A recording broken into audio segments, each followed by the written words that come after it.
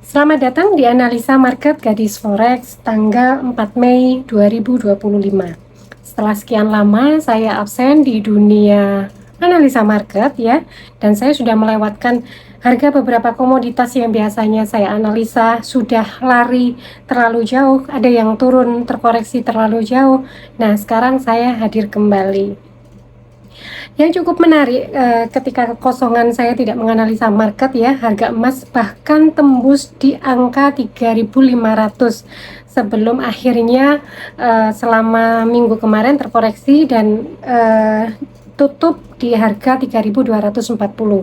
Nah, sebelum saya menganalisa market secara teknikal, saya ingin sampaikan bahwa kita harus concern atau kita harus paham bahwa harga-harga komoditas seperti emas, Bitcoin itu bergerak dikarenakan adanya fundamental atau berita yang lagi in pada saat ini. Nah, untuk saat ini yang menggerakkan harga-harga ini adalah salah satunya adalah perang dagang antara Amerika Serikat dengan ini tidak lagi dengan China ya, tapi Amerika Serikat dengan beberapa negara yang lain. Bahkan Amerika juga sudah memberikan kenaikan tarif yang cukup tinggi terhadap kita negara Indonesia. Nah, seperti itu.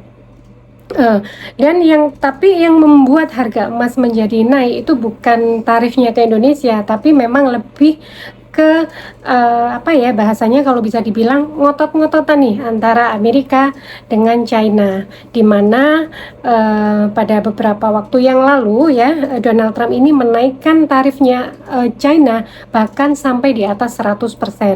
Tapi apa yang dilakukan China? China sempat membalas ya kenaikan tarifnya, lalu kemudian pada akhirnya China menyampaikan, sudahlah, di dalam perang dagang ini tidak akan ada yang menang, seperti itu. Dan saya setuju dengan itu. Nah, ada concern lagi yang menurut saya cukup masuk akal ya. Ini salah satu pendapat dari elitnya kita di Indonesia, yaitu Jenderal Hendro Priyono di dalam podcastnya yang sudah saya lihat ya bersama Renal Kasali, bahwa beliau memperkirakan perang dagang ini akan berlangsung ya paling 6 bulan sudah selesai. Kenapa seperti itu? Karena ya ini nggak akan mungkin berlarut-larut karena di dalam perang dagang kita juga perlu yakini bahwa perang dagang itu memang nggak akan ada negara yang menang ya. Jadi saya juga yakin bahwa perang dagang ini cepat atau lambat ini juga akan selesai, seperti itu. Nah, kalau memang benar nanti sekitar 6 bulan ya, 6 bulan itu perang dagang ini akan selesai, maka ada kemungkinan besar bahwa harga emas akan terkoreksi lumayan ya. Tapi kita tidak tahu apakah kenaikan kemarin sampai 3.500 itu adalah harga yang sudah tinggi atau masih akan mencapai harga tertingginya kembali. Nah, itu bisa kita lihat dari analisa teknikal ya. Analisa teknikal. Nah, sekarang kita langsung ke chart.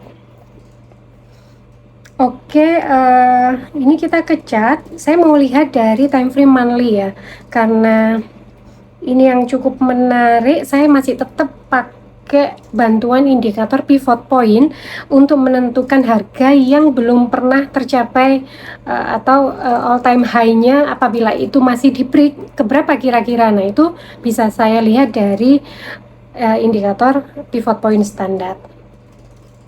Nah, kita tahu ya harga gold itu naik mulai dari ini ya, setelah setway antara 1.600 sampai dengan 2.000 ya, kemudian dia break, kemudian sempat ada konsolidasi sedikit ini di antara 1.800 sampai dengan 2.000.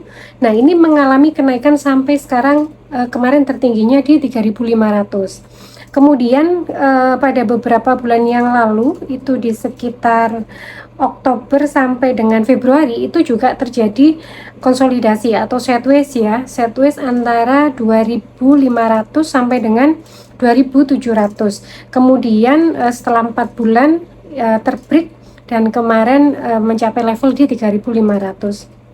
Nah, yang perlu kita ketahui bahwa pola dari sebuah harga itu memang biasanya memang tidak linear ya. Ini kalau kita lihat dalam time frame monthly aja, pergerakan harga gold ini meskipun rally ya, tapi dia ada masa di mana akan konsolidasi atau sideways dulu sebelum dia akan kembali naik atau melanjutkan trennya atau bahkan dia terkoreksi lebih dalam seperti itu.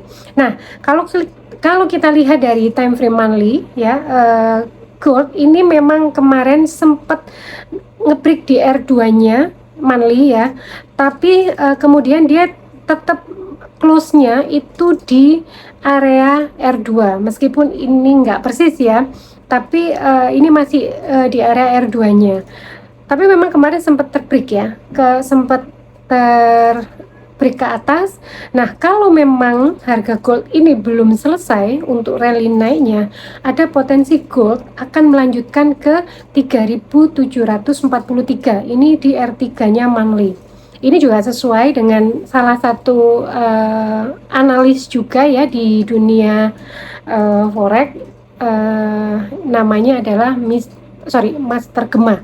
Master Gema juga memprediksi gold bahkan akan sampai ke 3.700. Saya setuju kalau memang harga gold ini masih rally naik, potensi selanjutnya atau resisten selanjutnya yang akan ditempuh adalah di harga 3.700-an. Nah, sekarang kita lihat di time frame daily.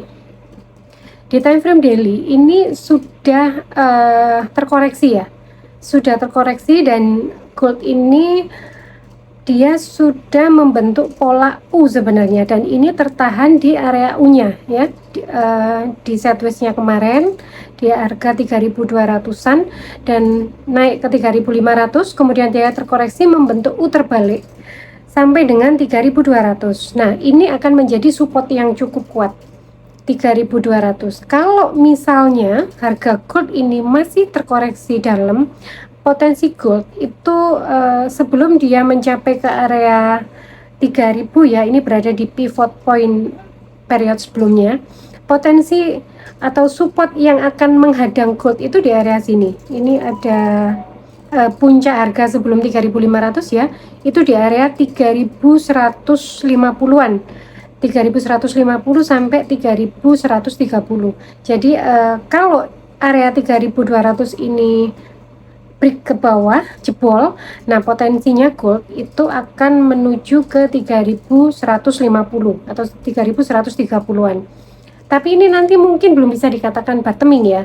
Menurut saya bottoming awal mungkin di 3.150, tapi ada potensi melanjutkan sampai ini area 3.000-an, 3.050. Sebelum akhirnya apakah gold ini sudah turun,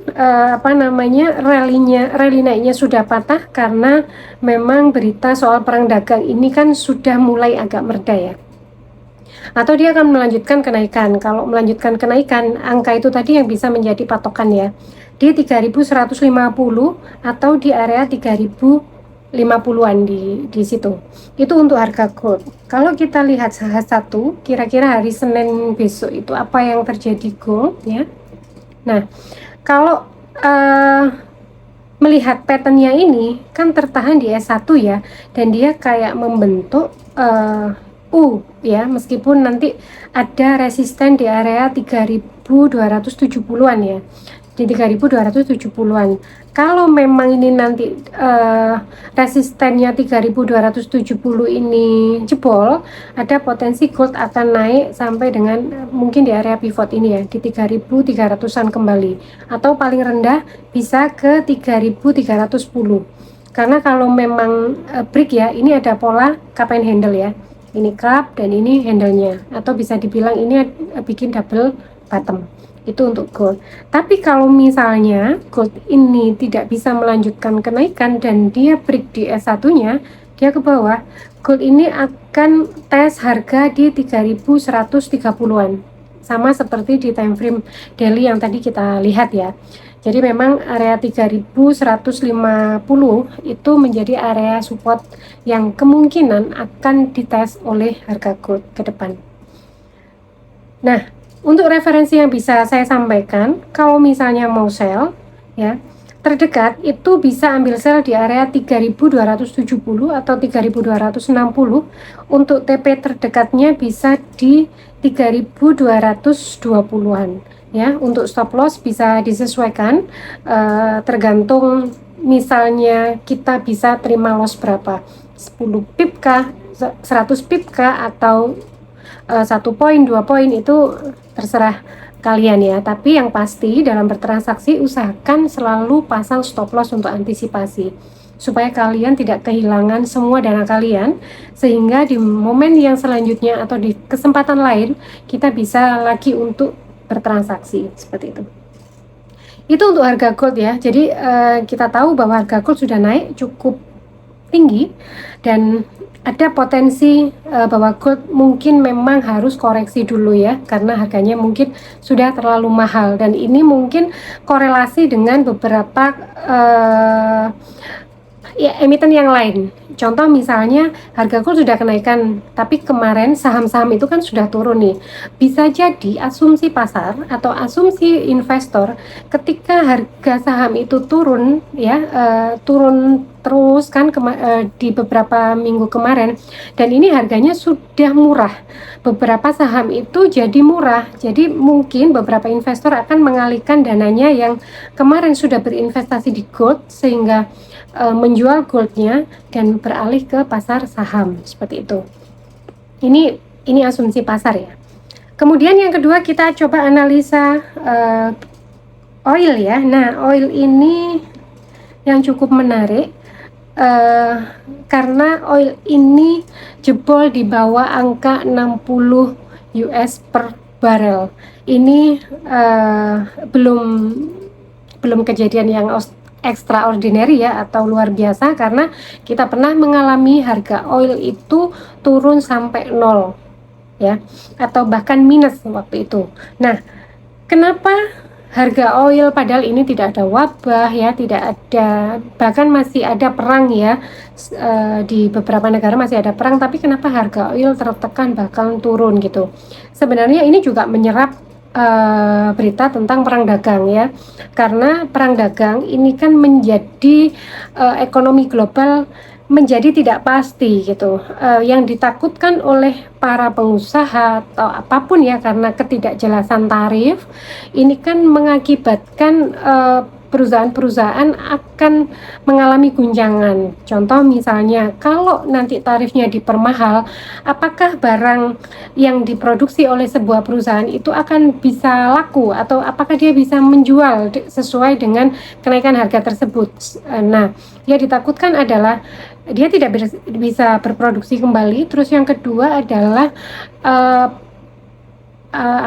pemutusan karyawan, atau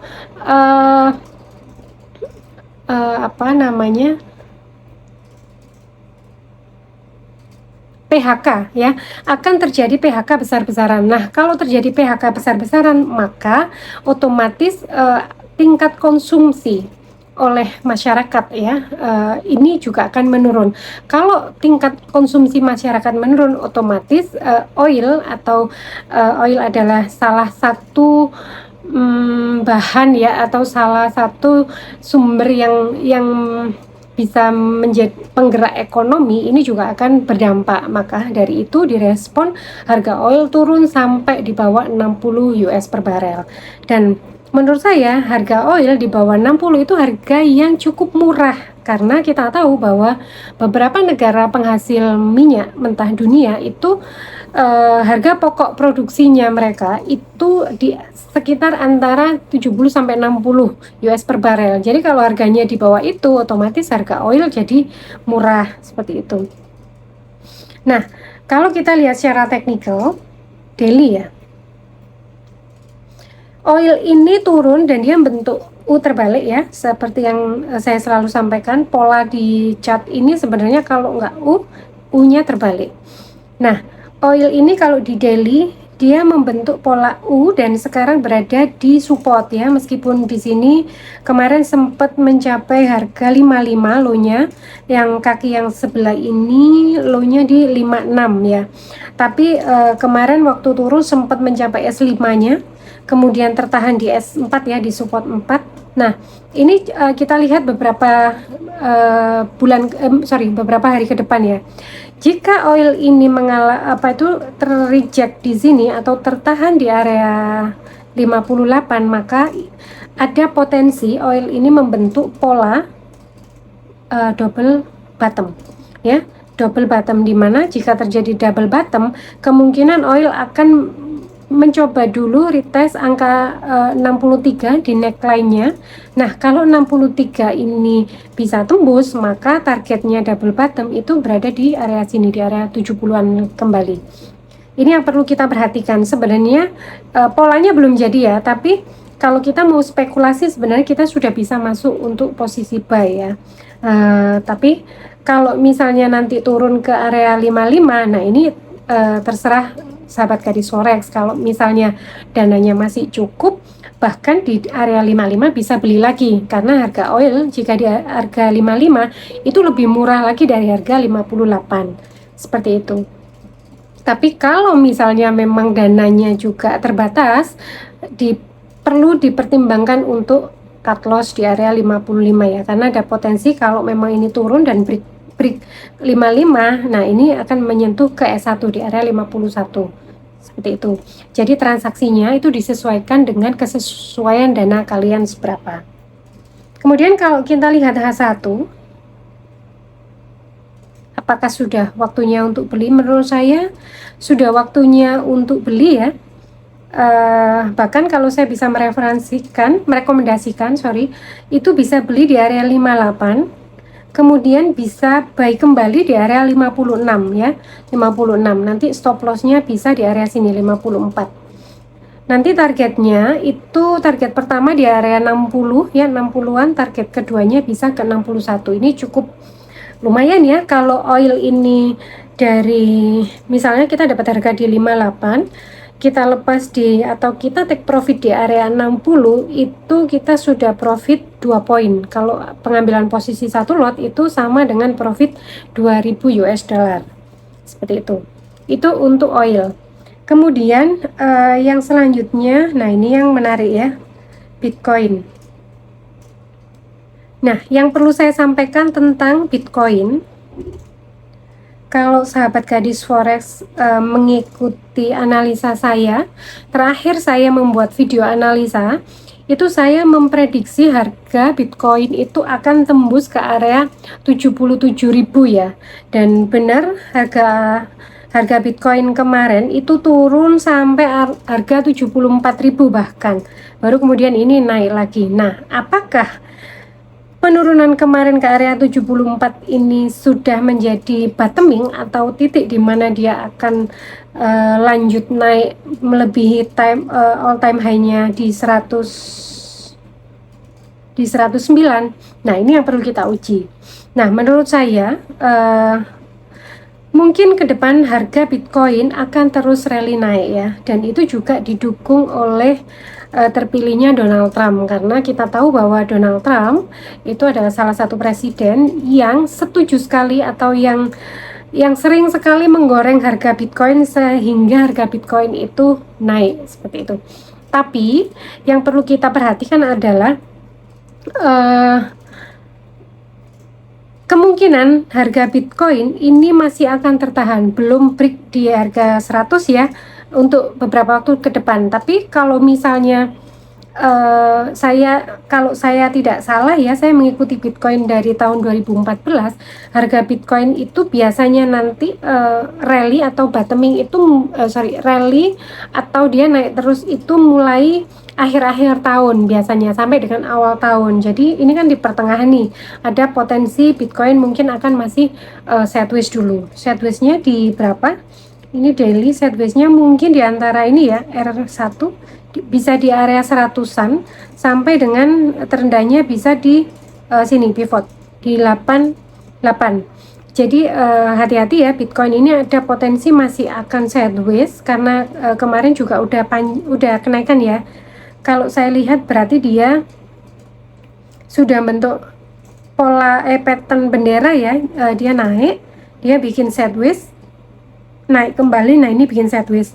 Nah, Kalau misalnya ini memang akan rally naik dan polanya belum patah untuk bikin rally base rally, ada potensi nanti di area 93 atau sini ya, di area 92 93 itu potensi Bitcoin akan melanjutkan naik kembali sampai dengan kemungkinan di area 100 atau sampai dengan 106 itu untuk Bitcoin. Tapi kalau misalnya rally base rally-nya ini udah selesai, ada potensi dia bikin U. Nah, nanti kalau dia break 92, Bitcoin ini bisa akan kembali ke area sini. 88 ini adalah angka support, harga support yang cukup kuat ya. Kalau kita lihat selain ada pivot, nah di sini juga pernah tertahan di area sini 8887. Kemudian histori sebelumnya juga kenaikan ini dia pernah tertahan setelah naik di area 88-an, kemudian Bitcoin sempat rally dulu sebelum melanjutkan kenaikan. Nah, seperti itu. Jadi itu yang bisa saya sampaikan, sahabat gadis forex. Jangan lupa like dan komen, dan juga subscribe channel saya ya. Semoga ke depan saya akan konsisten kembali memberikan analisa-analisa atau pandangan-pandangan tentang review market beberapa komoditas. Terima kasih sudah menonton, sampai jumpa di video saya selanjutnya. See you.